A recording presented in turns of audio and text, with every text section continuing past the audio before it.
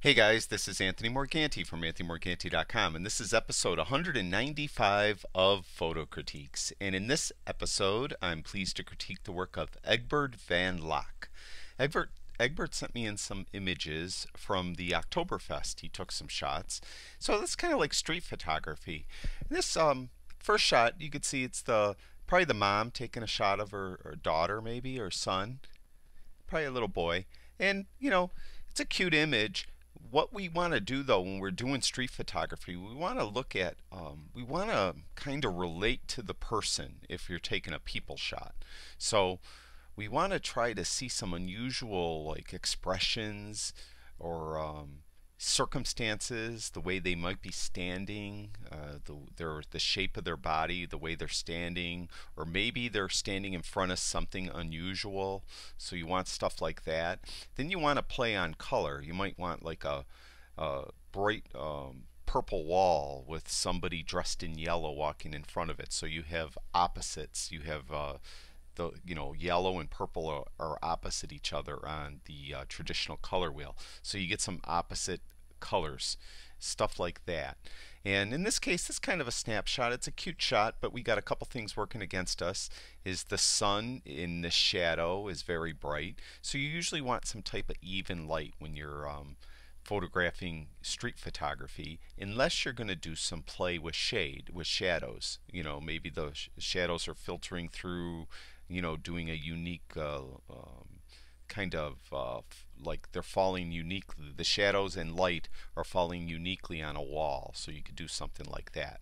So you got to look for those things. You got to look for expressions, unusual people, the way people are standing or relating to each other, and unusual circumstances like that, or competing colors, contrasting shapes, stuff like that. Now in this shot, it's the back of the people, so we're not getting any expressions again. The entire shot is a little soft. You can see it's not really sharply focused. So someone here is just, I think, hammering down on the you see how strong you are, so you can win a prize. I forget what they call these things, but in general, it's just a general snapshot. We're not really getting anything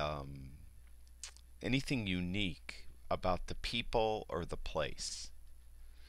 Here, now this is a little better. We're getting the man actually about to hammer down.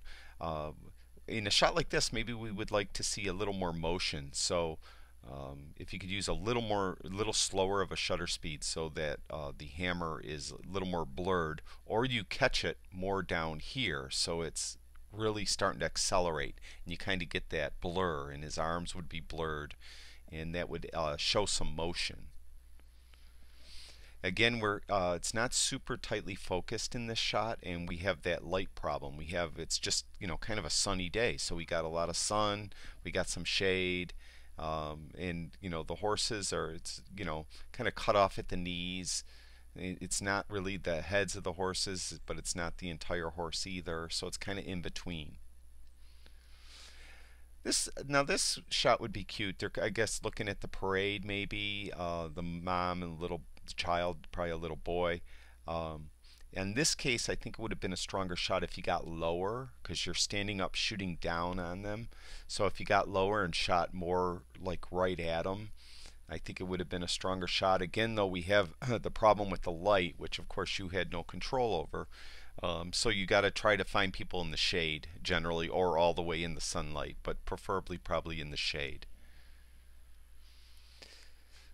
This is that same scene from before, but earlier in the day, because it's not nighttime, obviously. But again, it's kind of the back of people's heads. We do have some people here, looking on, but nothing really extraordinary as far as facial expressions. Here, this would be a cute shot too, but again, this one is a little soft. As you can see, it's just a little blurry. It's kind of blurry throughout the whole shot. So we got to tighten up the focus. Of course, this carousel was moving, so it's 1/1000 of a second, f of 5.6, ISO 640. So at 23 millimeters, though, you should get a lot of depth of field, even at 5.6. But we just really need to focus on the little girl's face, and that has to be really in tight focus. It's kind of a the crooked kind of shot, and still we got some interaction here. Lady smiling. This guy's walking with his hands in his pockets, but not super compelling yet. You really got to look for those images where somebody is really like their facial expressions are expressive for some reason, or they have an unusual face. I mean, I don't mean that in a mean way, just something unusual. It just comes out better in the image when you take the picture. It could be, the somebody that's, you know, been working all day and they're putting little kids on the ride, and then you catch them in a quiet moment when they just look exhausted with the ride behind them, something like that. A couple in love, but you gotta get them in the right circumstance where maybe they're standing in front of a heart, on the wall, or maybe the devil or something is painted on the wall, something different. So you got to find these things as the backdrop first and wait for someone probably to wander in front of it. That would help. Isn't cute shot. Again, it's a little soft. We really got to work on the focus and make sure your subject is in really tight focus. This shot's nice. I like this. It's a little overexposed down in here. Of course, your camera's going to try to average the shot. So we have all this dark spot over here, and it's going to try to, make the histogram as much in the middle as possible. But you can see there's a lot here that's in the dark area, which is over here. So it's making this a little too light. So we could come in here and we could just bring down exposure a little bit.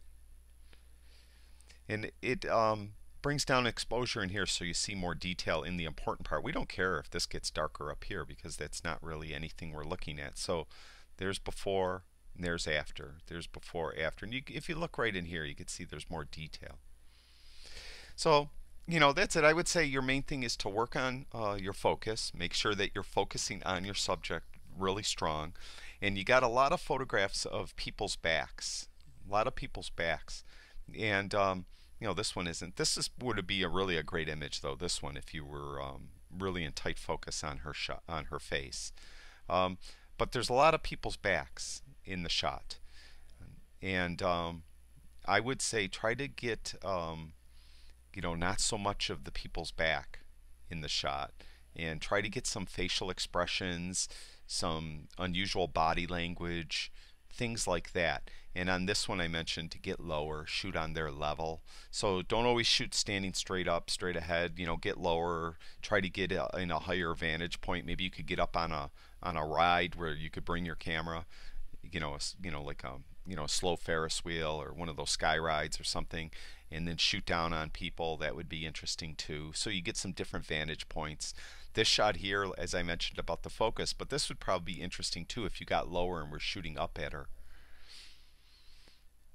And that's it. That's it for Egbert. Egbert, thank you very much for sharing your work with me. I really do appreciate it.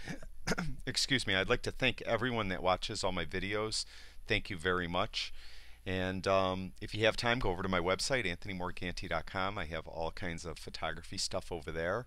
And if you could, go to YouTube and subscribe to my YouTube channel. I would really appreciate that. And that's it for now. I'll talk to you guys soon.